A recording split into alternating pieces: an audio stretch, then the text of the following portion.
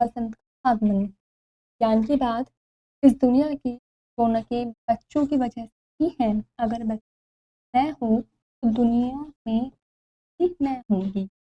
प्रस्तुत पाठ में बच्चों के महत्व को दर्शाते हुए दानव की कहानी दी गई है वो अपने बाग में दाखिल नहीं होने देता।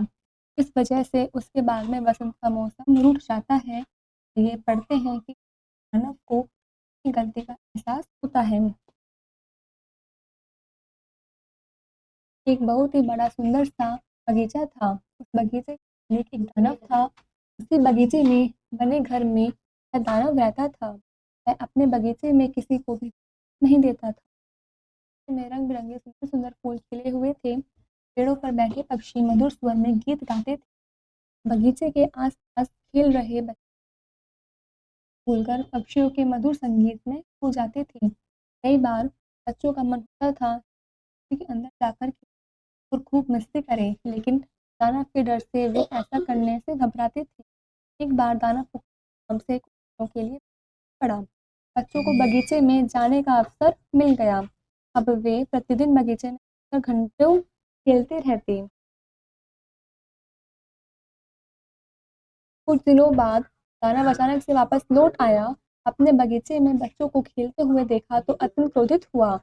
वह प्रकर्ष आवाज में चिल्लाया, तुम सब यहाँ पर क्या कर रहे हो? तुम्हें मालूम नहीं यह बगीचा मेरा है, इसमें कोई और नहीं घुस सकता। बच्चों ने दानव की भयानक आवाज सुनी तो भाग खड़े हुए।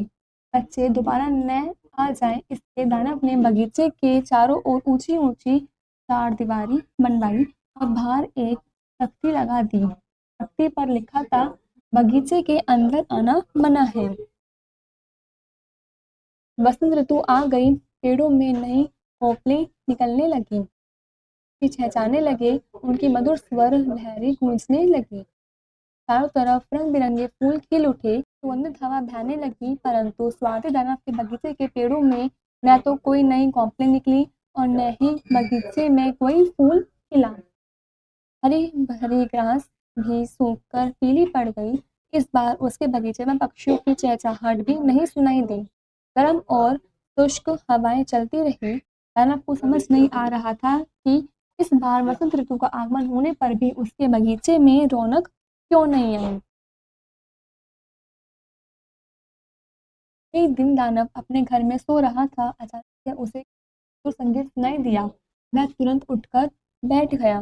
उसने देखा कि एक चिड़िया उसकी खिड़की के बाहर चहचहा रही थी। दानव ने बहुत समय से किसी पक्षी की आवाज नहीं सुनी थी, इसलिए इस चिड़िया का चहचहाना उसके मन को बहुत आ रहा था। लगता है बसंत आ गया, यह सोचकर वह अपने बिस्तर से कूदते हुए बाहर बगीचे में जाकर देखने लगा। दानव ने अपने बगीचे में जो कुछ देखा उस पर उसे विश्वास नहीं हो रहा था। बगीचे की चार दीवारी में छोटा सा एक सुराख हो गया था, जिससे कुछ बच्चे बगीचे में घुस आए थे। बगीचे में बच्चे प्रसन्न होकर नाच रहे थे,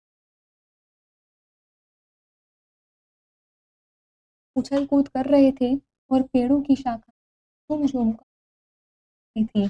पेड़ों में नई पंपलें निकल आई थी, कलियों से फूल झांकने लगे थे। चारों ओर रंग बिरंगे फूल अपना सुगंध फैलाते हुए मुस्कुरा रहे थे।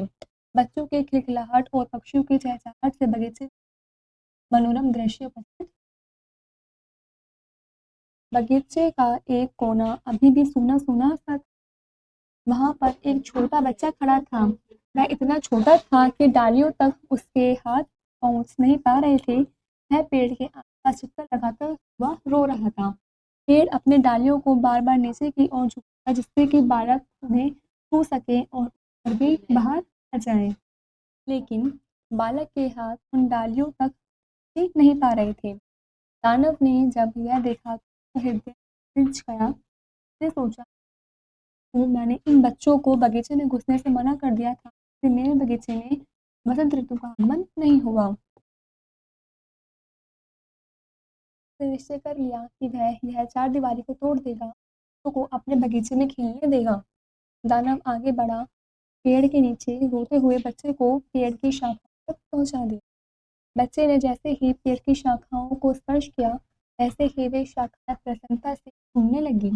देखते ही देखते उनमें कलियां चटकने लगी। पक्षी भी उस पेड़ पर बैठकर पहचाने लगे। छोटा बच्चा अपनी दोनों बाहें दानव के गले में डालकर उससे लिपट गया, मानो वह उसका धन्यवाद कर रहा हो। बगीचे की चारदीवारी से कई बच्चे झांक रहे थे। जब उन्होंने दानव को बच्चे से प्यार करते हुए देखा, तो वे भी एक-एक करके बगीचे के अंदर आ गए।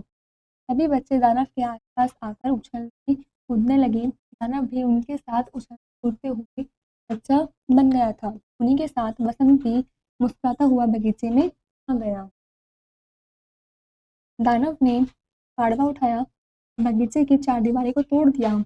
वहां से गुजरते हुए लोगों को दानव के बगीचे में बच्चों को खेलते हुए देखकर आश्चर्य हुआ। यह तो और भी आश्चर्यजनक बात थी कि दानव भी उन बच्चों के साथ खेल रहा था। बच्चों की हंसी और कह-कहों से सारा बगीचा गूंज उठा।